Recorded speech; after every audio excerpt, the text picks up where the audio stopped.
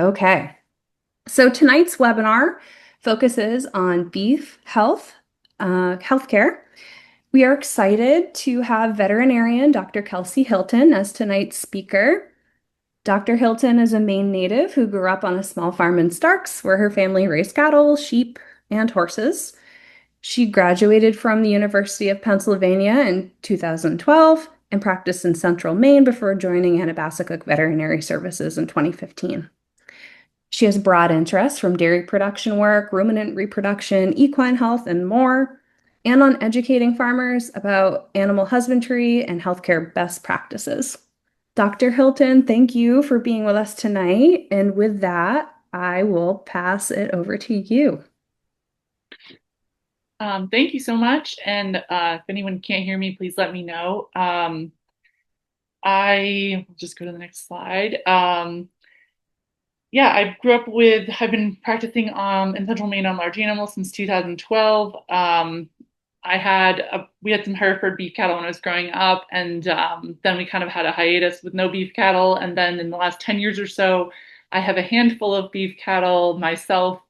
They're somewhat beef, but they're also just ornamental, which I realize some people do that too. And I practice things like I try new time to air protocols. I've been messing around with a little embryo transfer with them. And so they're kind of semi-production.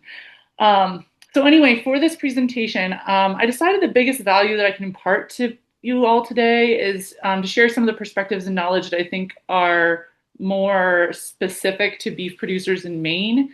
There are some general things in beef production that I may not spend as much time talking about because I'm trying to focus more on the things that I've noticed a lot of my clients have needed education on over the years.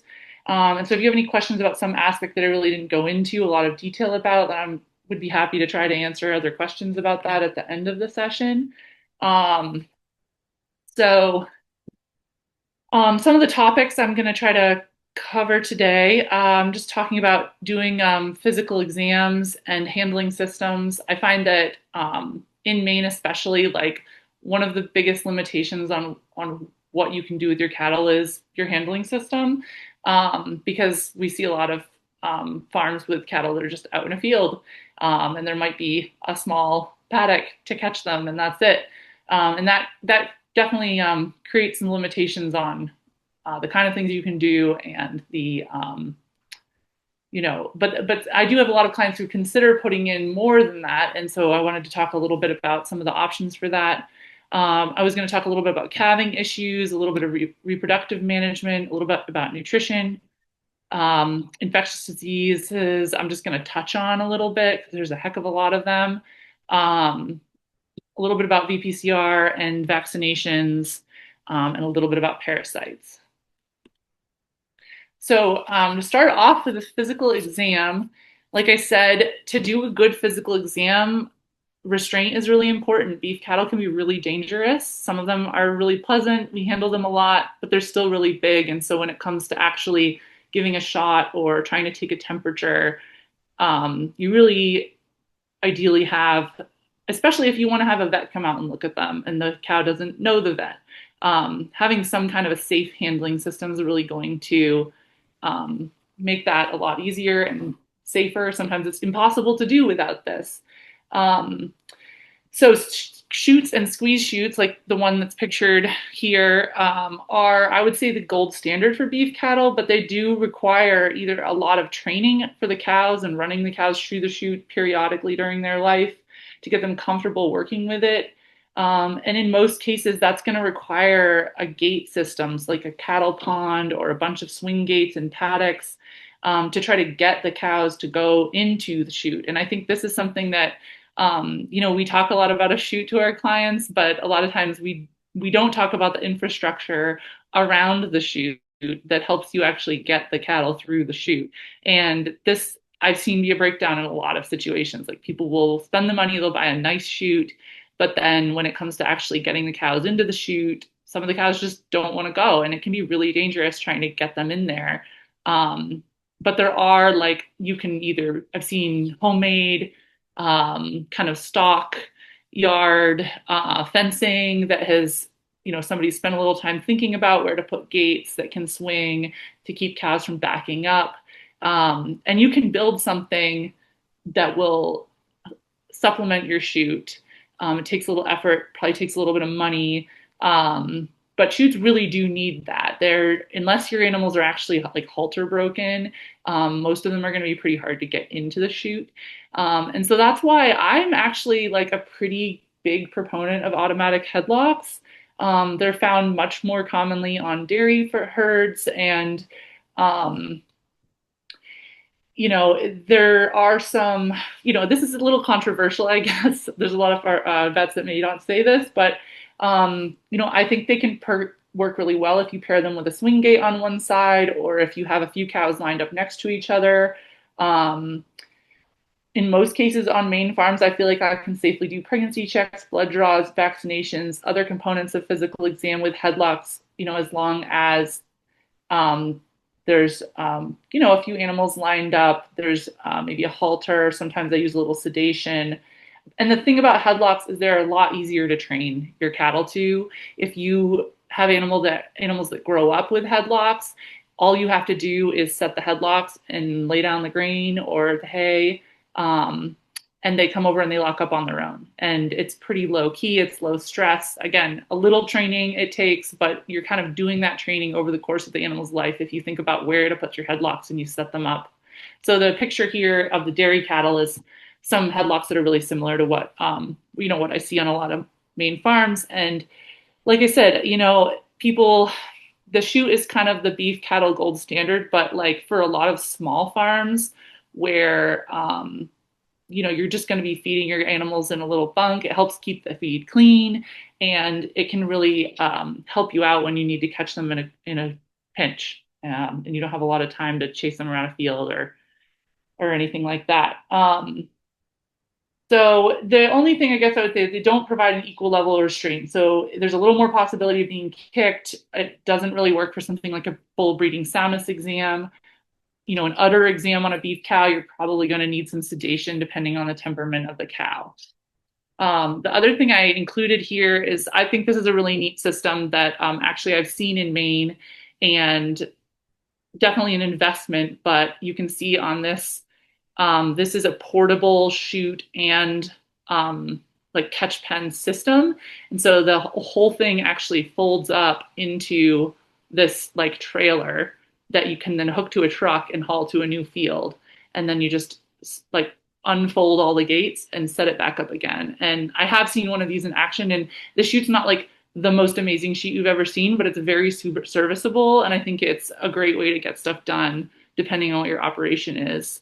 And it comes with all the infrastructure that I'm talking about to help you get the animals into the chute. So I think that's pretty cool.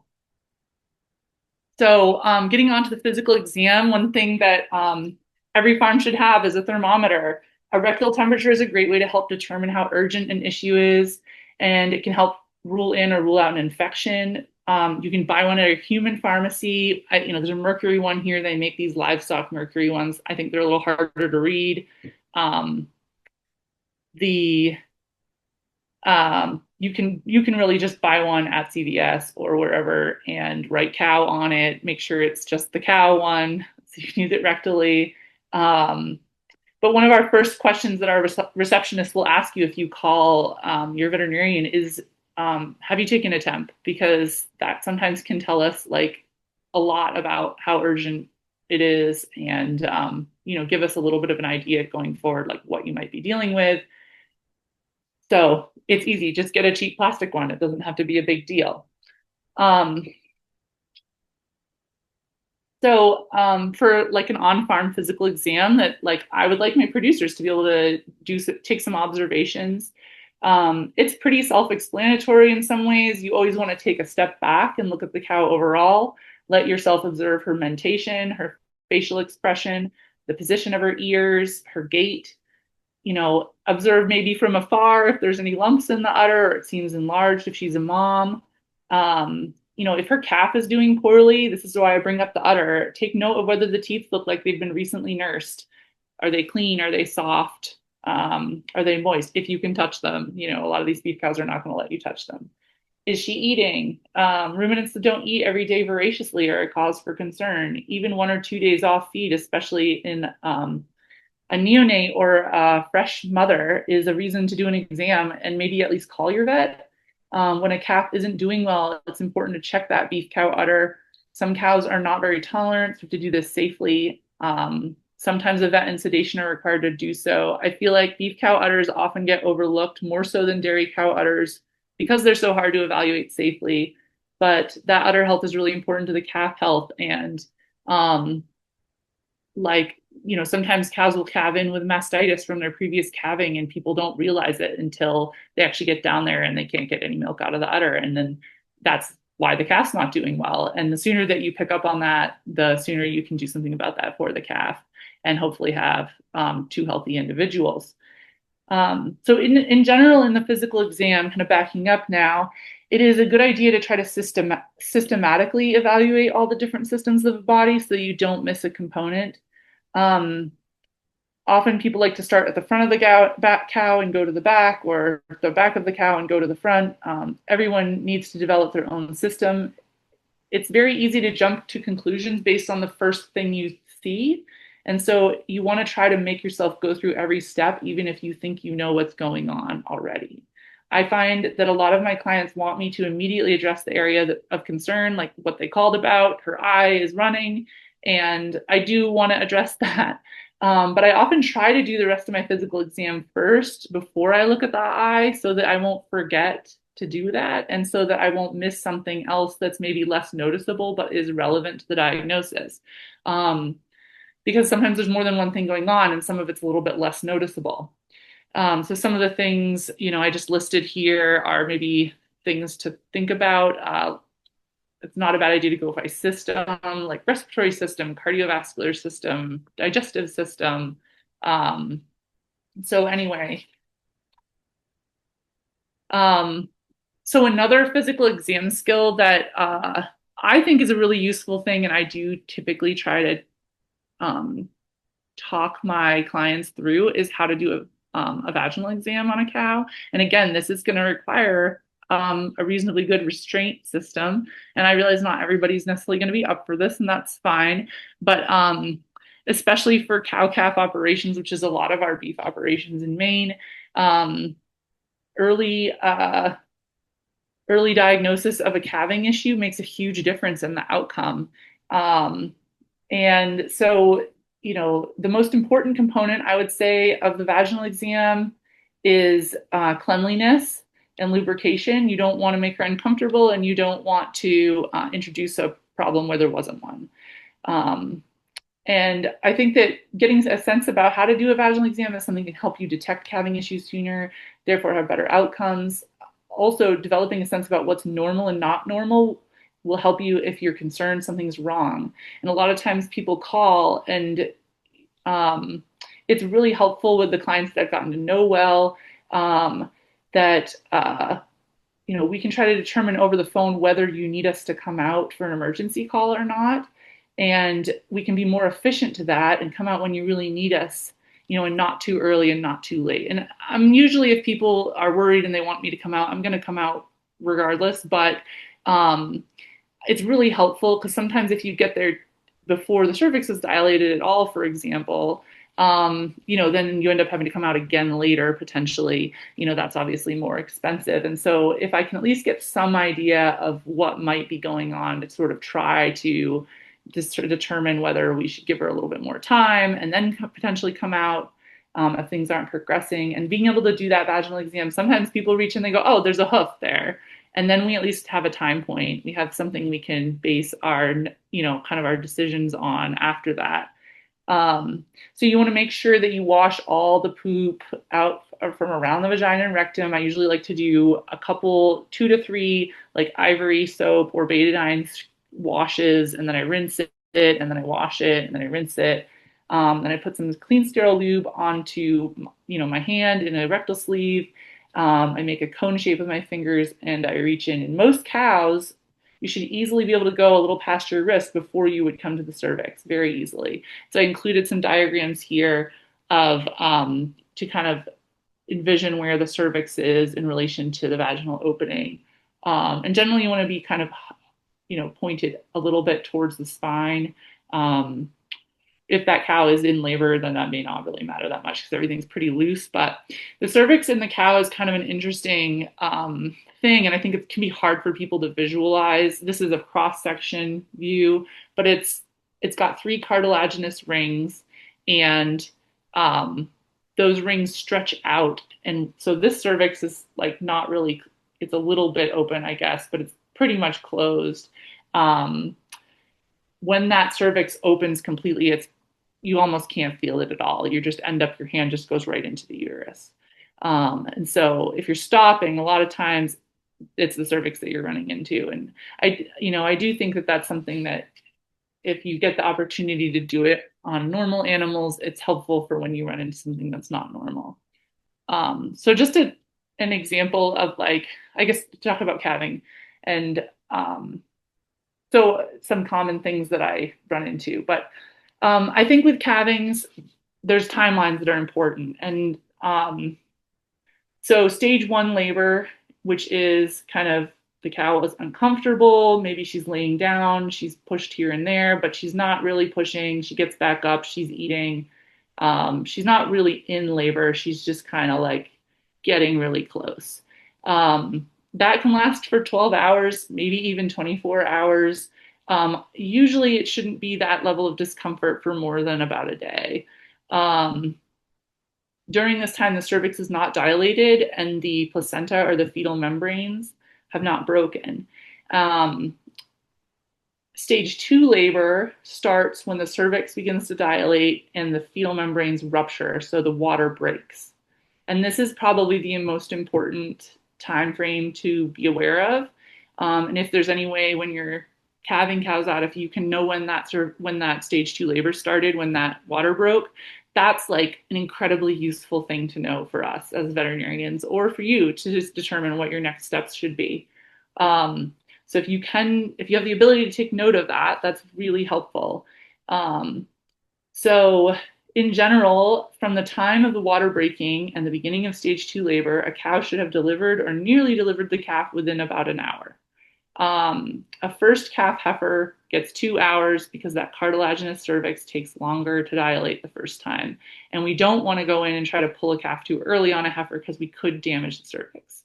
So that's why we give them the extra hour. And again, like if you're seeing some really good progress and you're seeing feet out within an hour, you're going to want to continue to keep an eye on that because it should be continuing to progress relatively quickly over the next 15 minutes or so after that. But if your water breaks and you don't see anything and it's been an hour, then it's time to maybe do a vaginal exam, call your vet, and start getting a little bit more curious about what's going on. Um, so if you don't have a calf nearly delivered within those timeframes, it's time to call your vet. There may be a physical reason that that calf's not being delivered on its own. And so the name for that is a dystocia if the calf's in a position that is not going to allow them to come out or make it difficult for them to come out. And one thing that we see here and there is a uterine torsion. And I bring this up because it's not necessarily super common. I would say I see it a couple of times a year at least in my practice. And so it's not uncommon, but the number of farms that I've been to where it's the first time it's ever happened and they've had animals their entire life. And so they just didn't have any idea what that looked like or what could happen. And so that's why I wanted to talk about it today. What's happening is that the calf rotates within the cow. And so this is kind of a funny diagram, but you're looking at the back of the cow and we have a counterclockwise torsion on the right bottom and a clockwise torsion on the left bottom. And so basically the calf flips over and that causes there to be a twist in usually in the vaginal side of the cervix. And what can happen with these, they can be very confusing for cattle producers because the cow may seem like she's in stage one labor, or maybe she's just uncomfortable and colicky, and it will go on for several days sometimes. And oftentimes people think like the cow is about to go into labor any moment, but then she just doesn't seem to progress to the next stage. And knowing something about how to do a vaginal exam can be really helpful in this scenario where like if you reach in, you kind of feel the tissues twisting. And in general, the cow is probably not going to be able to have that calf. It depends on how much it's twisted, but a lot of them are not going to go into a normal labor. They're not going to dilate normally. Their water's not going to break normally until that gets untwisted. Um, and so it's good, you don't want to wait on that too many days before you either do that vaginal exam or call your vet. And a lot of times if you have a vet come out, the value is that they can help you identify that that's what's going on. So then if you ever saw it again, you would know. Um, so uh, yeah, so some of these cows they can't dilate their cervix due to the torsion. They will not progress to the next stage. And eventually the calf can just die in there if it's not addressed. Some of them are only partially torsed, so they might go into stage 2 labor, or the water breaks, but the calf's sort of flipped on its side, so it doesn't it still can't really come out. She's still going to need assistance. If this is not addressed in a timely manner, so if I get called to one of these, I come out, I find it's torsed. It depends a little bit on where she's at in her labor when this happens. But ideally, I get her untwisted. We do something, I usually roll the cow. It's called plank in the flank, and I need to take a video of me doing it sometimes so that I have it for people, but I don't have one. But essentially, I end up surfing a board over the cow as we roll her underneath. And what that does is it holds the calf and the uterus in place while the cow rotates around. And if you do that at the right time point, then the cervix, once it's released, the cervix can then continue to dilate normally. And usually we can deliver a calf pretty normally at that point. The problem is if we wait too long to do that, say I don't know about it soon enough to come out and roll the cow, then sometimes the calf is compromised. Sometimes the cervix kind of stalls and then it doesn't start dilating after we untwist. So it's always a question for me, how long has this been going on? Because I roll the cow and sometimes that cervix just goes, and it just opens right up and the calf comes out with maybe a little bit of assistance, but not much. And then other times we roll them and then the cervix just sits there and it just doesn't, like, it's open, but it's not big enough for a calf to come out. And that's a tough situation because sometimes maybe, if it's a valuable animal, maybe you're looking at a C-section at that point. But that's another reason why like addressing this in a timely manner is really important. Um, so it's a little difficult to know what the prognosis is, but in general, if you get them detours sooner, they're more likely to have a normal calving afterwards. So that's, if you're questioning whether this is happening, you should call your vet. Here's just some other examples of dystocia. While many popular beef breeds are known and bred for calving ease compared to, say, dairy cattle, the vast majority of calving should be really easy for the cow. There's a lot of different ways that a calf can present, and a lot of these could require assistance. Again, 90% of the time your cows are going to probably calve and you're not even going to have to do anything. But the biggest factor in a positive outcome for the cow and calf is how quickly the problem is recognized and addressed. And a cow that's been trying to calve in stage 2 labor for a day or more is really not, that calf's really compromised. The cow has a lot less chance for a positive outcome because she's exhausted. All the tissues are delicate at that point. A lot of times there's a lot of trauma. So that's, a much lower chance of a positive outcome than a cow is addressed after a couple of hours of stage 2 labor. So just another little side thing that I always end up having to kind of decipher with people. So I just wanted to show a couple pictures are prolapses in cattle. We do see both vaginal and uterine prolapses. This is not the best picture of a vaginal prolapse because it's a pretty old, crusty, dried up one. They're usually like when they're newer, they're more like a nice light pink, and they're more like, they look like kind of a basketball. So the vaginal prolapses are usually before the calf is born. You're not going to see those carbuncle buttons hanging off. They're smaller. Sometimes they're intermittent. They'll come in and they'll go out. A lot of times they'll pop out when the cow's laying down. Sometimes I have people calling because they think their cow's in labor because the cow is straining. And she's straining and she has a prolapse and she's not in labor. She's just uncomfortable. She probably is close to calving.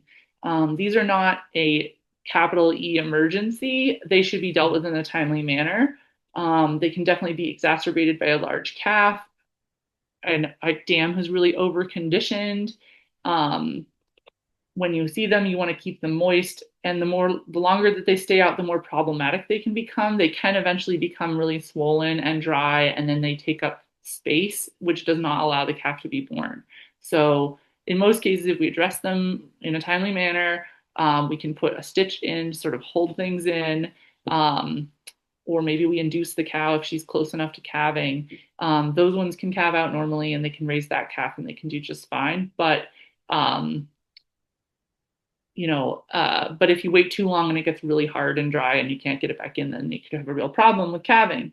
Um, I do think that there's a little bit of a genetic component to these based on my experience. I do think that has somewhat to do with conformation in a lot of cows as well. It often gets worse with each calving. So I generally recommend culling these cows after they raised their calf. Every situation is a little bit different, but in general, they're probably going to get worse and they're going to start earlier, which is more challenging. So then uterine prolapses are a capital E emergency. They usually occur within 24 hours after a calf is born, and honestly, usually within like a couple hours, or even like it's usually right after the calf's born, or very soon after the calf is born.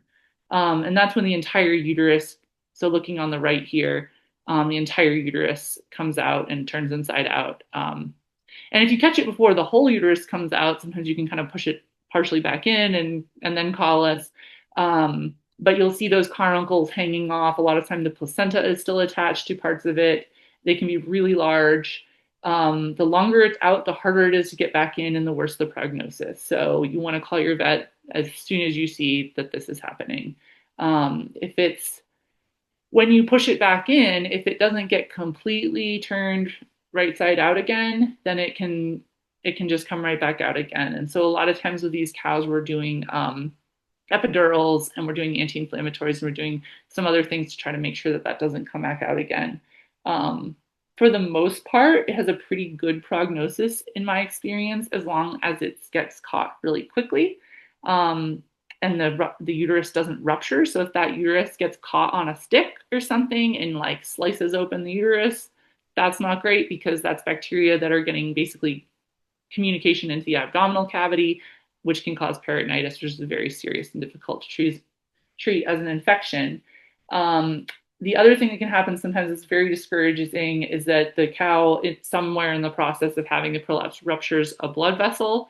And with those ones, we go through all this effort, we get the uterus back in, and once that pressure gets taken off and that uterus is back in, the cow just dies. And that's because she bled out. And there's not really any way to like determine which ones are like that versus ones that aren't.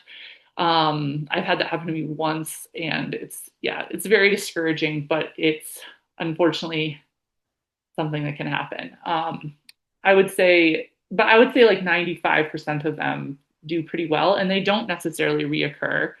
They tend to follow a traumatic birth or a really difficult dystocia. Um, so anyway, I don't necessarily, I don't have a problem with people rebreeding these cows actually, because I don't generally see them recur. If you have any doubt about what you're dealing with for a prolapse, just take a picture of it. A lot of us can take texts with photos, and so we can help you figure out how emergent what you're dealing with is. Um, so then some stuff about reproductive management. We're just kind of switching gears a little bit, still on the reproduction. Um, so this is another thing that like I wanted to bring up because I think it's a little bit more specific to what I see in Maine. Um, and that's that, a common misconception I encounter among small beef producers, or maybe people who just have a couple of cows, is the idea that waiting to later to breed a heifer for the first time is always better, that or giving a cow time off between calvings is going to be beneficial to her. There's certain circumstances in which it might make sense to wait until a little bit later to breed a heifer. Maybe heritage breeds that go through puberty later, or a cow that has lost a lot of weight and puts a lot of her condition into the milk, or maybe she had a health issue. Um, you know, and she's just, a really good mom for a calf. If, there might be reasons you might not want to keep that cow for the genetics of your herd, but if there's reasons why you're keeping that herd because of genetic or sentimental reasons, then you can give them a year off. But in general, a lot of our popular modern beef breeds like Angus, Simmentals, Herefords, even some less common breeds like Belted Galloways, these animals have been selectively bred over the last few hundred years to be cattle that are genetically meant to have their first calf by a certain age and maximize your farm's efficiency by having high fertility and the ability to maintain weight even while calving a calf every year. So if you don't breed them at the appropriate age and you wait until later, or you do not keep your cows on an annual calving cycle, you can end up with cows that gain too much condition, become overweight, and then have a higher rate of infertility and significantly higher rate of calving issues and postpartum metabolic issues. And that is not to say that breeding heifers too young isn't a huge problem. It definitely is. You can definitely have a heifer carrying a calf, but she is too small to deliver, and that results in a necessary C-section.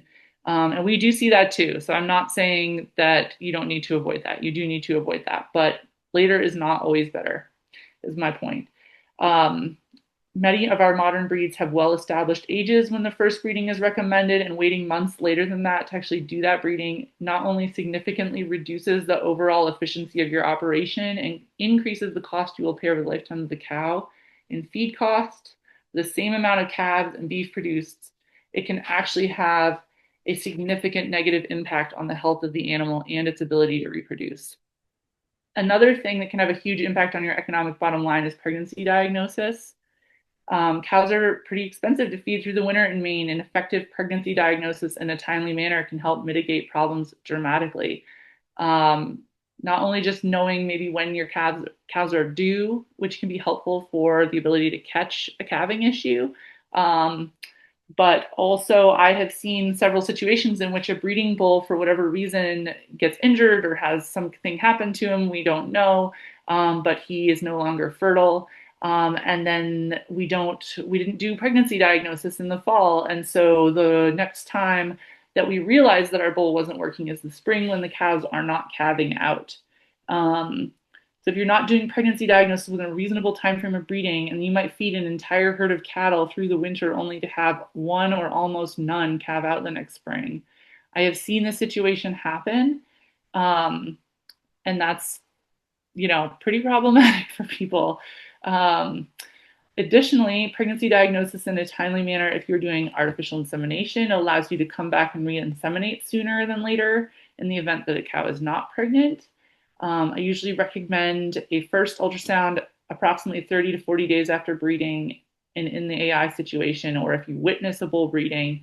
If you don't witness bull breeding, you just have introducing a bull to a herd, usually like 40 to 90 days after that bull was introduced. And we can diagnose pregnancy later than that, but it's during that 40 to 90 day period, it's a lot easier to give you like an actual like prediction that's fairly accurate on when that cow's going to calve. So we can be accurate within about a week or two based on measurements that we can take between 40 and 90 days after breeding. The farther you get out, the less accurate that's going to be. In situations where there's really good restraint, like your headlocks or your chute, either through timed artificial insemination protocols or effective heat checking, artificial insemination and embryo transfer can be a great way to diversify the genetics of your herd without the risks of keeping a bull around and the risks of bringing in new diseases when you replace your bull. You inevitably will have to do that if you're keeping daughters as replacement brood cows. So,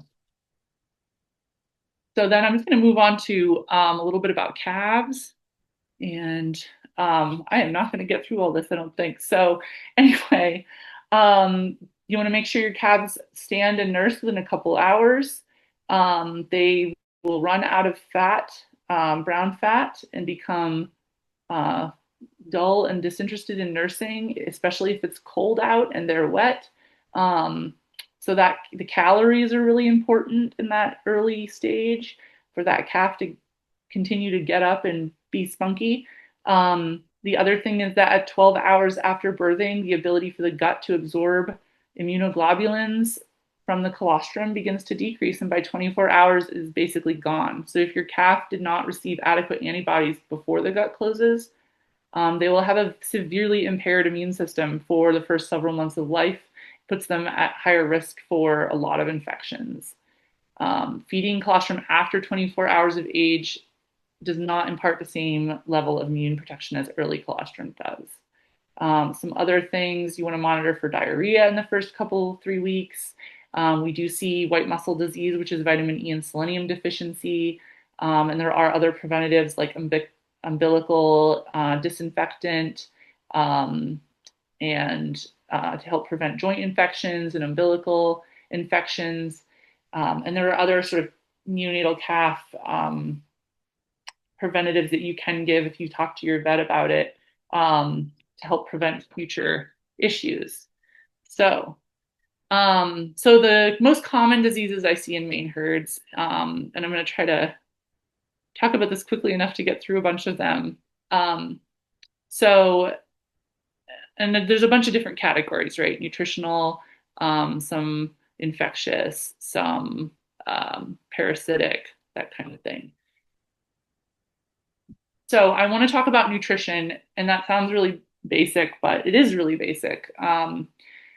I listed nutrition first because I think that providing good nutrition is the single most important thing that you can do for the health of your herd. And it's funny because became a vet and I do like being a vet, but now knowing what I do, I think that probably I could do even more good for farms by becoming a nutritionist. Um, so maybe if I had to go back, that's what I might have done.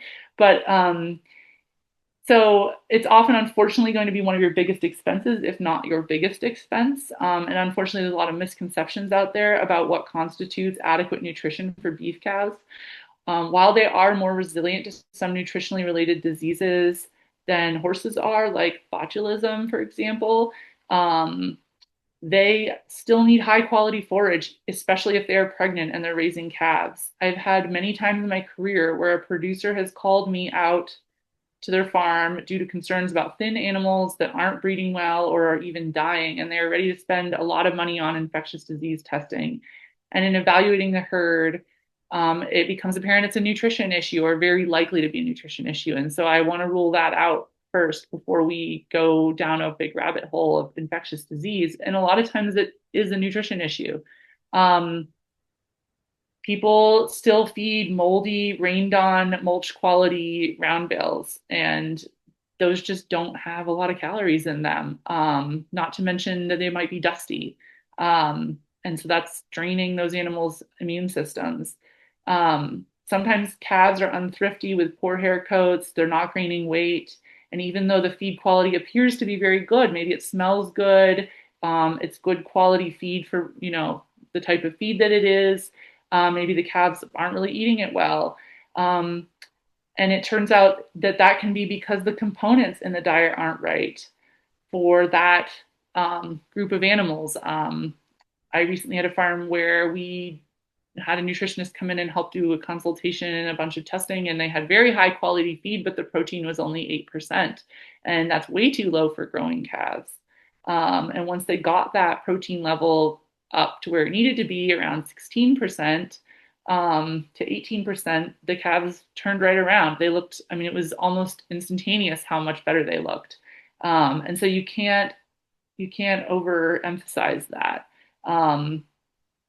Because the feed can be good quality, but if it doesn't have the right components, the right protein levels, the right calories, then you're not going to see your animals doing well.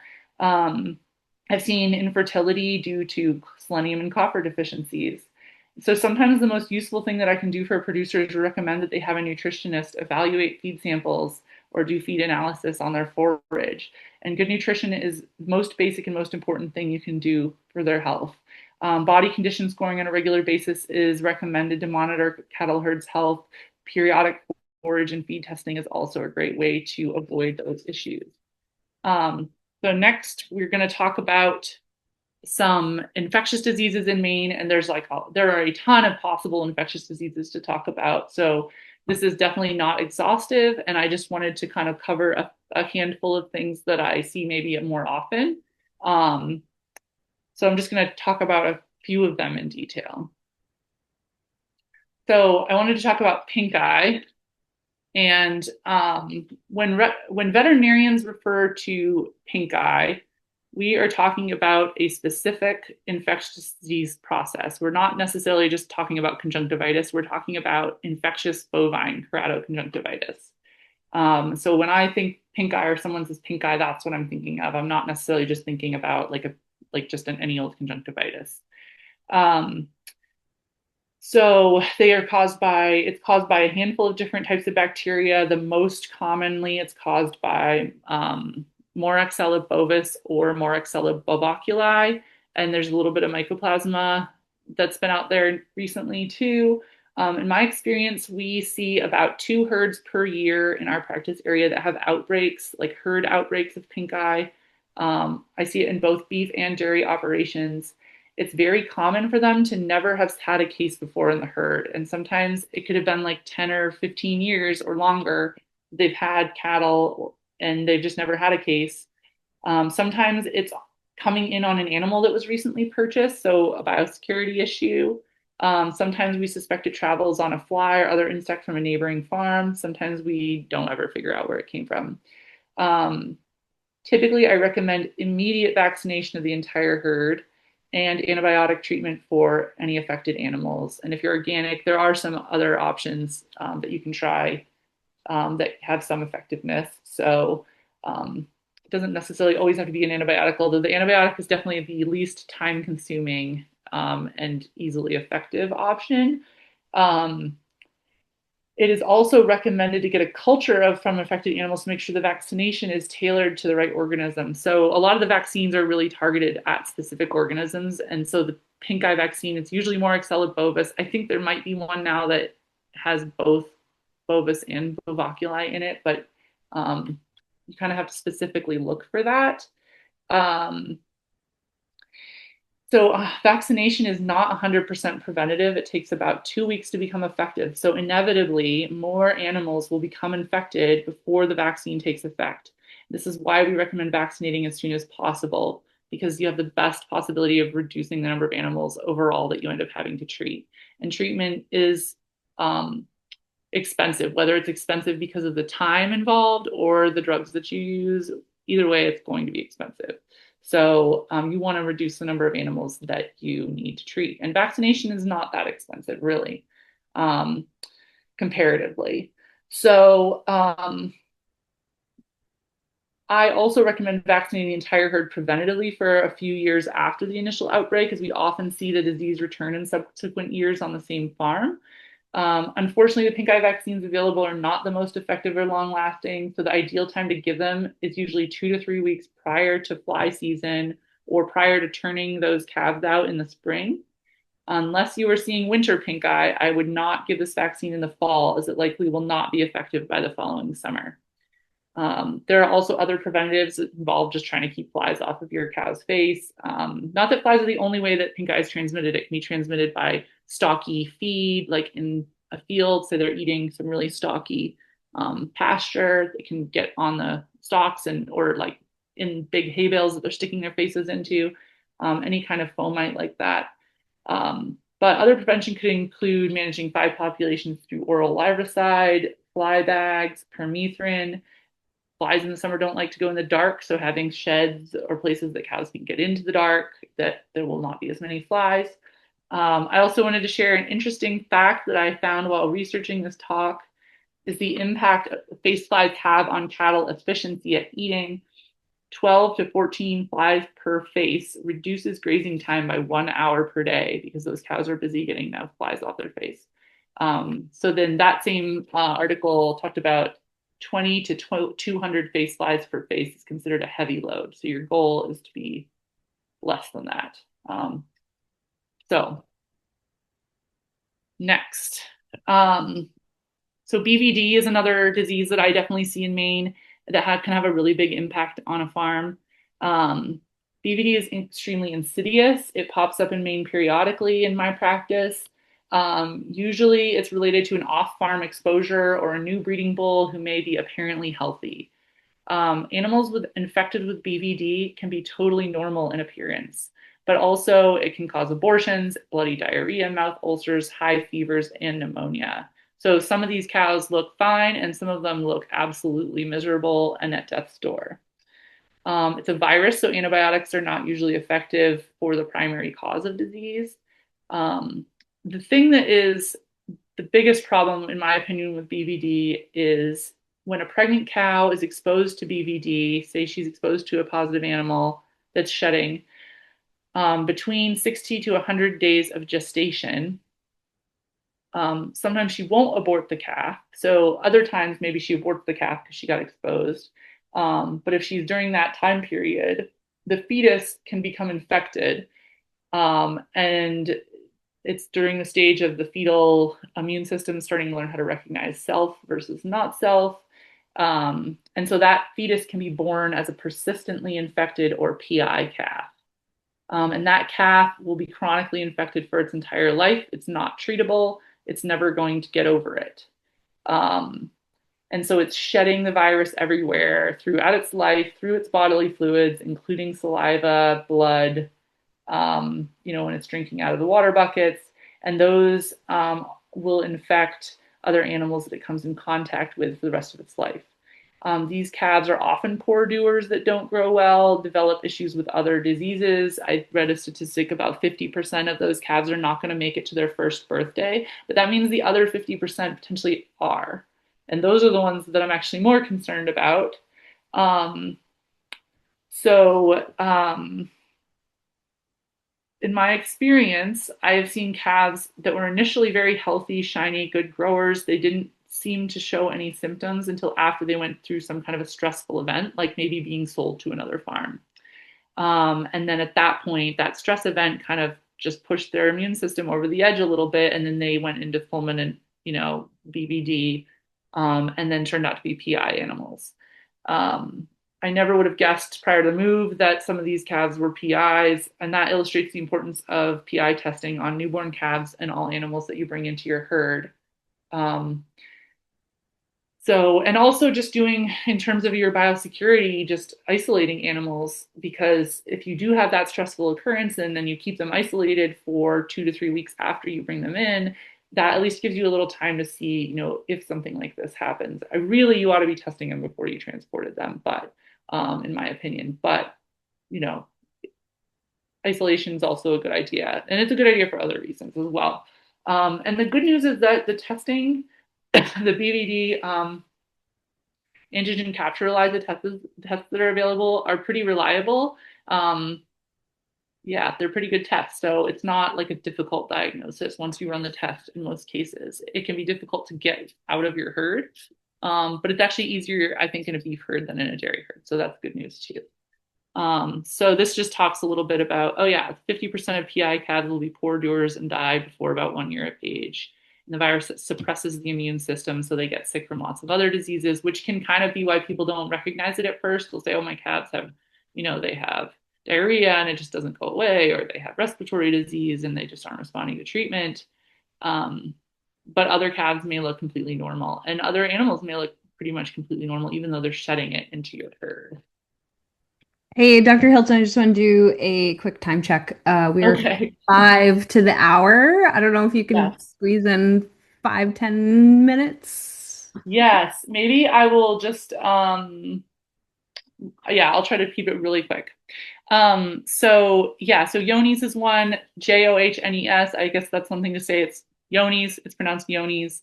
Um, it's it can be challenging to test for, and animals lose a lot of weight really quickly and they have pipe stream diarrhea.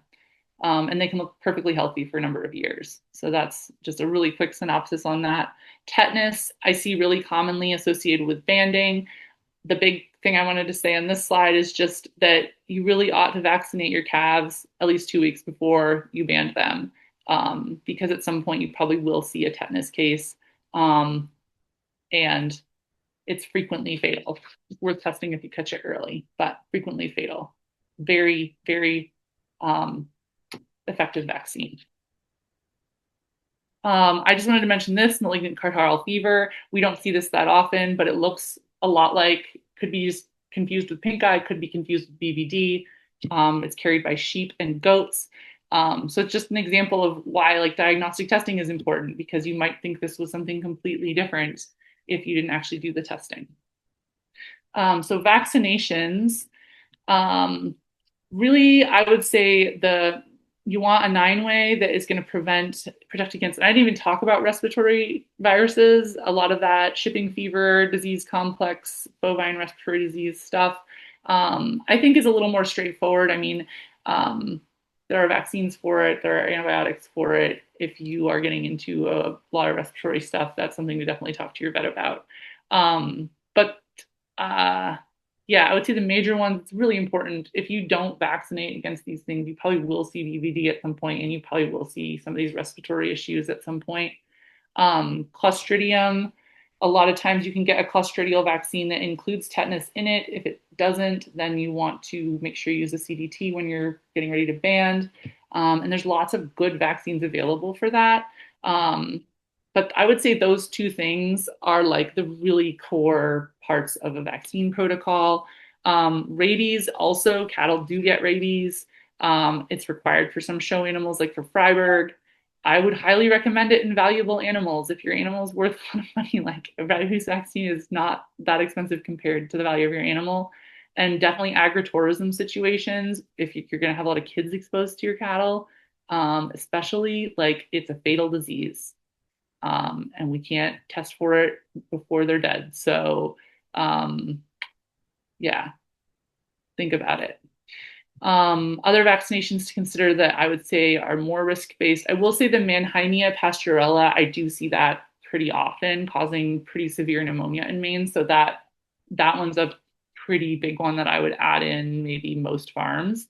Um, Pink eye, like I said, it's not an amazing vaccine, so I don't necessarily push really hard for people to do it unless they're seeing a lot of, if they've had pink eye, if you want to cover your bases, again, it's not going to be a problem. You just need to do it in the spring if you're seeing, the risk up here is mostly spring pink eye. There are vaccines for foot rot. Campylobacter can be a cause of abortions. Um, I feel like some of these vaccines are just not quite as effective, and that's partly why I don't push them as well. But the Mannheimia pastorella, like the ones PMH at pre-response, those are good vaccines for bacterial causes of pneumonia. So what time is it? It's 7. So I'm pretty close to wrapping up here. So parasites, in Maine, my opinion is that the need for annual deworming is significantly affected by overall health of the animals and the health of their immune systems. Animals with good immune systems and good nutrition and enough living space are going to be a lot less susceptible to parasites. Generally, we're recommending deworming 1 to 2 times a year at the most. That's a little herd specific. The good news is in Maine, I don't feel like I see nearly as much resistance in internal parasites to current dewormers like I do in sheep and goats, where resistance is a major issue. It's still something to be thinking about. The biggest parasitic issues I see in cattle are generally calf diarrhea, coccidia, crypto. We definitely do see a lot of that. Remember that calf diarrhea can become very deadly very quickly to dehydration electrolyte derangement. So if you notice calf diarrhea, supportive care is as important as treating the original cause. And we do see lice every spring, and it's pretty treatable. So you just talk to your vet about that. So here's remembering that with internal parasites, all of the ones we commonly see have a life cycle that includes stages in the environment. So you want to consider how to manage your pastures, the cleanliness of your animal's environment, their water buckets, their feed troughs, their salt licks. If they're pooping in their water bucket, then they're going to transmit things like coccidia. And that can have a really big impact on the rates of transmission. It's not all just about treating them with a drug, it's also about preventing them from becoming reinfected. So this is almost my last slide. This is my last slide. So veterinary patient-client relationship. So typically we like to renew this on an annual basis. It's actually legally required for authorization of prescription items such as antibiotics or veterinary feed directives. It's required also for off-label use of any animal product, including dewormers. So even though dewormers are available over the counter, if you're not losing them on the per label directions, then you need a veterinarian's prescription to be doing that off label. Um, and also just, in terms of like the kinds of advice that we can provide, we need to have some kind of relationship, a veterinary patient client relationship, in order to like be making recommendations. And it sounds like it's just paperwork, and maybe it kind of is, but I do believe the value of developing a relationship that fosters trust between the veterinarian and the producer, as well as a deeper understanding of the needs of your specific farm and your specific goals through frequent interactions, cannot be overstated. It will make a huge difference in the long-term quality of the care you receive and the personal relevance of the advice that you get. And what I mean by that is that the people that I actually talk to on a regular basis, I know what I have a better idea what their capabilities are. I have a better idea of like what their background is. I have a better idea of how to communicate with them. I have a better idea of like when they call with an emergency or calving, um, what I'm probably going to be walking into and what I'm going to need to do a good job there. And um, it makes a huge difference in communication to actually have that relationship. And if I only get a call for an emergency every 5 years because they didn't need a veterinarian in the time between that, supposedly, I don't have that trust relationship with that person. I don't have that understanding of that farm. And um and the actual quality of what I can provide is going to be limited by that. And I've seen that happen over and over again in my career. Um, and the people that I really do develop true relationships with, I think it really benefits the cows that we know what each other is capable of and what the goals of the operation are and what types of concerns are the most important in your mind. Um, and like I said, once a year is usually pretty reasonable. That could be like a routine check of some kind, herd check, peg checks, just walking around talking about things that have changed. And, so anyway, that is, it's an investment. It does cost money, but it's an investment. And that is the end. Sorry, I was like a little bit over. No, that is so good. And that is a lot of information. And I'm sure we have a few questions. I am going to launch a poll right now. Ignore the fact that it says equine. I lost my power to change change the names or questions. But we really do value feedback from you folks listening in. Dr. Hilton, take a sip of water. Um, and folks, feel free to type into the Q&A box any questions that you have. I know that was a lot of coverage, and Dr. Hilton can't cover everything in depth, like everything deserves, but I think putting the plug in for having a vet relationship is kind of like the cherry on top because that's how you get your, constant information.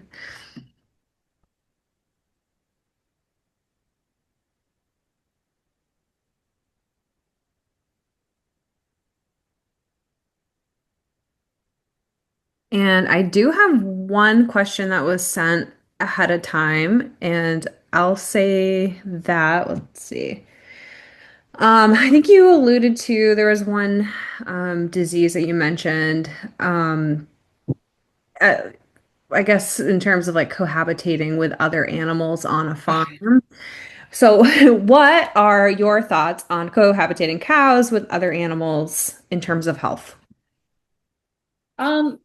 I think that um, I mean, I see a lot of it happening, and I don't necessarily see it probably depends a little bit on the animals. And uh, I mean, like just things I'm, jumping to mind. Like, yeah, there are definitely diseases that can be transmitted. The malignant catarrhal fever, I would say I haven't seen it that much in Maine, but I have seen a couple cases, and um, it sheep and goats don't show any symptoms of it, but then it's pretty much fatal for cattle. So that's pretty severe. Again, not super common.